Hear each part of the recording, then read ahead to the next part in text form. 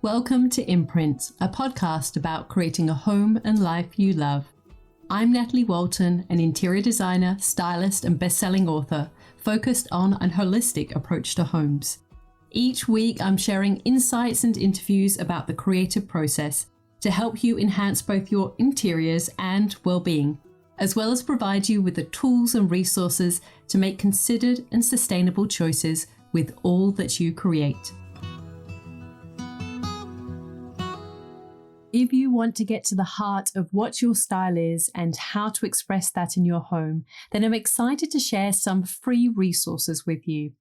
When you pre-order my new book, Style, the Art of Creating a Beautiful Home, before its worldwide release on July 5, you will get instant access to some free bonuses. First of all, you will go into the draw to win one of 10 places in the Styling Masterclass, valued at Australian $799. Secondly, you will get a free workbook on how to find your style. This is basically taking the ideas behind the book and helping you apply them to who you are. And finally, you will get instant access to 3 styling insider guides, including how to style step by step, walking you through how to style a space, a styling checklist, what you need to make sure you have in each space, and your essential styling toolkit, which includes the essentials I have in my home that help me always be ready to style my spaces. Just a reminder that these free bonuses are only available when you pre-order my new book, Style. All you have to do to claim your bonuses is go to nataliewalton.com/stylebook and enter your receipt or order number from your bookseller, and you will get instant access to the downloads and will automatically go into the draw for the giveaway. You will find all the T's and C's there too. So don't forget to go to nataliewalton.com/stylebook and you will find out where you can pre-order the book and how to collect your bonuses. Hello everyone, I hope you're all well, and I'm really looking forward to sharing today's episode with you because I want us to rethink the way we think about style. For so long, it's been considered a little bit too surface focused, unimportant, trivial, and even within the design world, an afterthought. Well, I want to challenge that. I believe we should think about style at the start of any project. And styling, in terms of how we express our sense of style, is really the essential finishing touch to any home. Now, architects know this. If they want to showcase their projects on social media, their websites, they get in a really good stylist to bring the space to life. That is what styling is all about. It's about bringing your home to life. The architecture, the base elements, they create the foundation for a home, but styling is really what gives it more of a personality. So style and styling matter. They are really important. That's essentially why I wrote a book about them. And I really wanted to explore this idea in more detail because there's never been a book written about style in this way. Up until now, most people consider the idea of style and styling as a little bit superfluous. It's just the sort of the fluffing of cushions and the sort of fussing around over little details, or so it seems, but it's much more than that. As I write at the start of my new book, Style, the Art of Creating a Beautiful Home, this is what I say. Style is at the heart of who we are. It's our story in visual form, a physical expression of how we feel, and it's what we choose to prioritize in our homes and lives. I've been on quite a journey to consider style in this way. I've always loved style as a form of self-expression for as long as I can remember. I just didn't know or really understand what I was experiencing.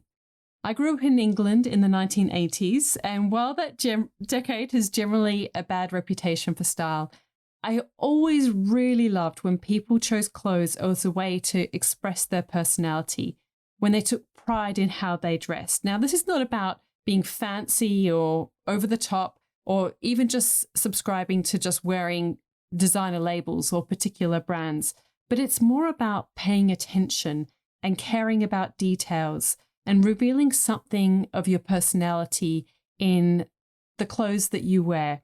And it could be anything to do with the choice of their shoes, glasses, jewelry. Now, one of my favorite films when I was growing up was Desperately Seeking Susan, because I was a huge Madonna fan and I was always in awe of how she expressed herself through her clothing.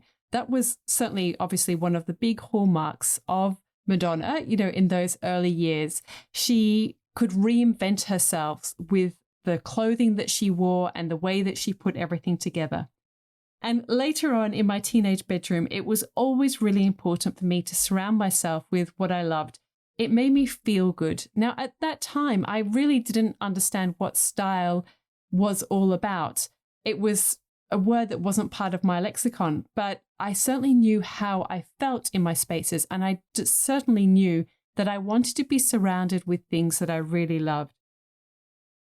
And even before I became deputy editor at Real Living magazine, I always loved creating a home. It wasn't about renovating. Certainly at that point, I didn't really have the funds, but it was about discovering beautiful or curious objects in secondhand shops. I used to love going to all of the ones. I had a sort of a short list of favorites that I would go to visit. At the time, there was this great one in Bondi, and I would often go there on a Sunday after the markets and go and check out the different pieces. And it was always a sense of discovery, and you just never knew what you would find. And that was what I always loved and still do about vintage pieces and secondhand pieces. These are the pieces that other people aren't going to have in their homes. And you're really choosing pieces intentionally. And that is what brings your own home to life, because no one else has those pieces. And I remember buying, I was still very young. I was probably still at university when I bought this, a vintage radio. I would go to the different Salvation Army shops, and I knew which were the ones that were a depot and that they would get most of the things. And I would go and find what I could, or glassware. I remember getting a Venetian glass mirror and a side table that reminded me of Parisian boutique hotels. I just loved expressing myself in my home in this way. But that back then, I was a writer who loved interiors, and I didn't really know what a stylist was. And when I joined Real Living, stylists were sometimes disparagingly referred to as people who fluffed cushions, although in reality, they really were one of the hardest working contributors to the magazine. They had to physically build sets in the studio in terms of putting up the walls, hanging the lighting, laying the floor. They had to source every single thing that you would see in any given photo. And they had to unpack and repack at the end of the day, and were sometimes a glorified removalist. It was a really hard job. And yet everything that they created was all about the ability to transform a space and express yourself in your home.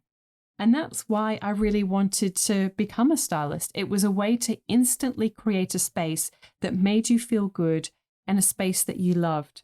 So I started out styling while I was also working as deputy editor at the magazine, and it was a really intense apprenticeship. But I learned so much. You really, when you're thrown in at the deep end, that's when you learn the most, I always believe.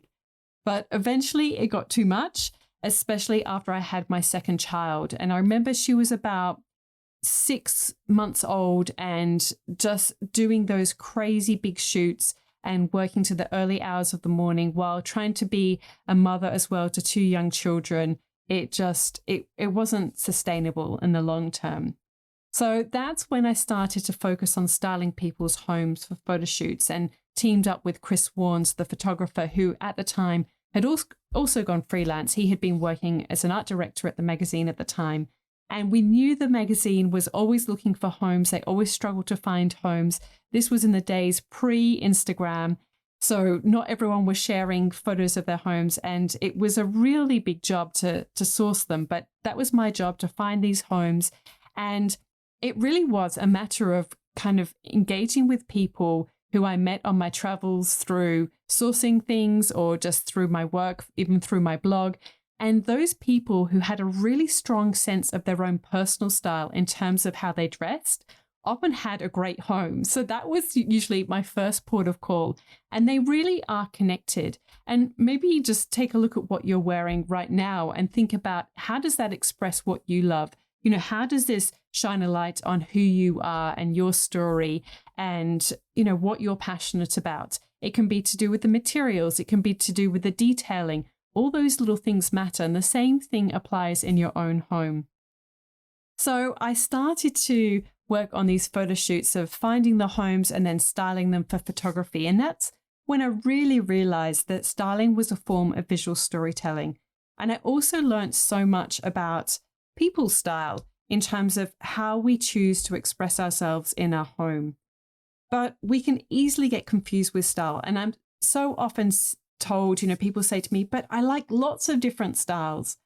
We really need to understand and know the difference between our own personal style and an aesthetic that belongs to a region or a period in history. We're very familiar with those, you know, French provincial, for instance, or Scandi modern, rustic farmhouse, these kind of terms that get thrown around a lot. Well, they tell us a lot about a particular look, but they don't really tell us much about you. And so I want you to think about, what's your story and how do you want to express your feelings in your space? And what's most important to you in your home? That's really, what do you value? These are all the foundations to your personal style. I write in the book, style is a form of personal expression. It's who you are, your journey, your story, your feelings, what you prioritize, and even your sense of self-worth. And if you don't make what's important to you a priority, what type of home are you really creating? Who is at the heart of your home? Are you living with integrity? Indifference and indecision can be choices too. My greatest hope is that with my book Style, you will learn how to connect with your personal style and also learn how to express it in your home. Because if you can't create a home that feels good for you, you're missing out on one of the greatest gifts that you can give to yourself. As for styling, I write in the book, it's the art of knowing what to place where for the greatest effect and enjoyment. It's how you can elevate your spaces and make the most of your home, no matter what type of place you live in. It's an art and science that can be learned and a practice that can bring you daily joy. As I said at the start of this episode, it's my great hope that we start to rethink our relationship with style. It really is actually at the heart of who we are. So I hope that you have found this helpful and maybe helped you to rethink about what is your style and how do you express it in your own space. Thank you so much for joining me today. I know it's just been a short episode, but as I said, it's a really important topic, and I hope that you can get to delve into it much deeper in my book, which is currently available for pre-order. So I have created a range of goodies which will help you find your style, and created a workbook so that you can work through some of the questions that I've mentioned just now, but some other ones as well, to really help you get into that mindset of thinking about what is actually most important to you. Because so often when we're creating our homes, we look out there, we look at what everyone else is doing. But really what we need to do is we need to look within, because that's where we're going to find the answers. That's when we're going to really create from a place of integrity and authenticity.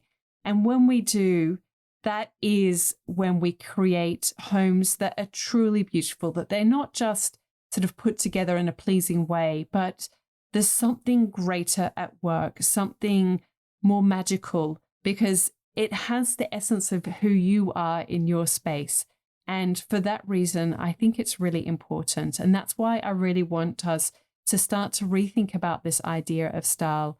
It's much more than just the finishing touch. It really is the heart of who you are. So thank you so much for joining me, and I look forward to connecting again with you at the same time next week. All of the links and info for this episode are at nataliewalton.com/podcast. Thank you to Jaeger Media for producing this podcast, and I would like to acknowledge the people of the Bundjalung Nation where it was recorded. and pay my respects to elders past, present, and emerging. I look forward to connecting again soon. I'm Natalie Walton, and you've been listening to Imprint.